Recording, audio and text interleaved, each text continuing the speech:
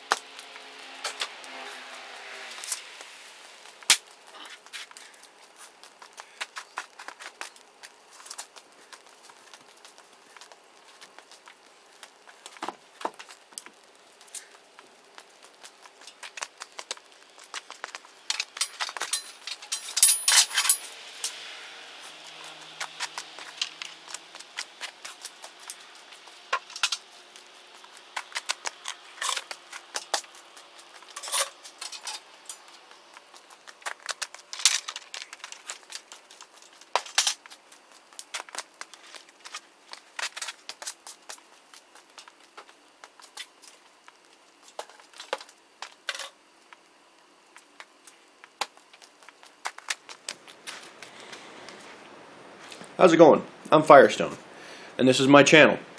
I figured it was about time to do a reintroduction of myself, as you will, seeing as how I got into the new shop. Wanted to go over my plans for the future with you. My goal of this channel is a couple of things. One, I want to show perseverance. That's kind of my whole theme, if you will. To continue working even though through any kind of adversity or trouble you may be facing. I fail a lot in my projects, and I always try and post the first time I've made a project here on the channel, so that way you can see my process of it. Now there's a few things like leaves that I've made before, and I had started doing that before I even got a camera to start this channel, and I enjoy doing them. Leaves are fun. But I want to show my failures more than my success, because you learn from success, but you also learn, in my opinion, more from your failures, especially when you're starting out. And my goal is not to go, oh hey, look, check it out, I'm awesome. No, it's more along the lines of, when you're starting, these are things you're going to learn. This is experience you're going to have to go through for yourself, and maybe you can learn something from my mistakes. That's what I want to show. Not to sound like a failure or nothing like that, because I plan on building a lot better stuff. One of the biggest problems I've had recently was, being that I worked outdoors a lot, well, all the time, there was a lot of weather constraints, a lot of troubles I had with that. One of them being the rain was an issue, snow, soggy ground, worrying about electrical cords, you know, in puddles of water and stuff like that. A lot of safety issues. In this shop, I don't have to worry about that. I have a roof over my head to protect me from the rain, a concrete slab. I don't have to worry about, you know, running cords through puddles, and I have access to a lot of things here, including a bench grinder, propane shop heater, air compressor, and vise, a lot of stuff. My goal is to do better work. I want to show that you can make mistakes all day long, but if you don't try and do better, once you get to a point to where you can, if you don't try and do better, that's another failure in my book. If you're trying to build something down and dirty because you need to, no problems there.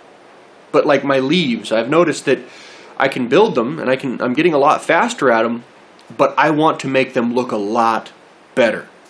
The only way to do that is with practice. Another thing I want to mention is that I enjoy bushcraft. I don't unfortunately get to do it as much as I'd like to. That's one of the plans for this spring and summer, is to kind of get into that a little bit more. But I also wanted to go over a few different groups I'm interested in.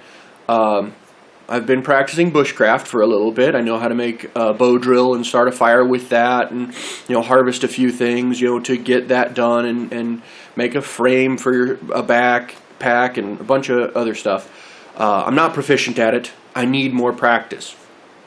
I have some family that's big into it, and I'm looking forward to working with them on getting all that information, stored in my brain, so that way I never have to worry about it again. The other thing is that I've been a member of the SCA, or Society for Creative Anachronisms. It's a group of people who do medieval martial arts. It's not just about fighting. There's also the arts and sciences and crafts and cooking and all kinds of stuff. I've only ever focused on the fighting aspect of it. It's basically medieval history, if you will. I find that a lot of that does portray, or roll over, I should say, into bushcraft, because, well, everything starts somewhere. People way back in the medieval times and before that, had understanding of how to do things, had their own little travel kits and everything else like that. Didn't have any kind of access to the stuff we have today, the knowledge or the materials or any of that kind of stuff. So I figure, it kind of bleeds into the other. I want to show that. And there's also, I have a couple of friends who are into homesteading and everything else like that. And I figure all these things play into blacksmithing, because blacksmithing encompasses all of it.